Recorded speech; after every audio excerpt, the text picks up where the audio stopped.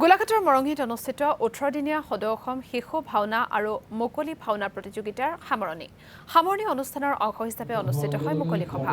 মুকলি সভাত অংশগ্ৰহণ কৰে জ্যেষ্ঠ সাংবাদিক তথা এছচি ইনষ্টিটিউটৰ সঞ্চালক দিবক ফুকনে। এই অনুষ্ঠানতে ধেমাজিৰ অসমীয়াৰ প্ৰতিদিনৰ সাংবাদিক বীৰেন কুমাৰ কোঁৱৰক জ্ঞাপন কৰা হয় বিশেষ সম্বৰ্ধনা। স্মৃতিগ্ৰন্থ অধিৰোহণ উন্মোচন কৰে অৱসৰপ্ৰাপ্ত বেংক বিষয়া তপন চন্দ্ৰ হাজৰিকাই। শিশু ভাওনা শাখাত শ্ৰেষ্ঠত্ব অৰ্জন কৰে মৰঙীৰ মুকুন্দ মুৰাৰী সাংস্কৃতিক গোষ্ঠীৰ ধ্ৰুৱচৰিত নাটখনে। মুকলি শাখাত প্ৰথম স্থান অধিকাৰ কৰে শিৱসাগৰৰ ফুলপানী চিগাৰ অৰুণোদয় সাংস্কৃতিক গোষ্ঠীৰ শ্ৰীৰামৰ অৰণ্যগমন ভৰতৰ পাদুকা স্থাপন নাটখনে।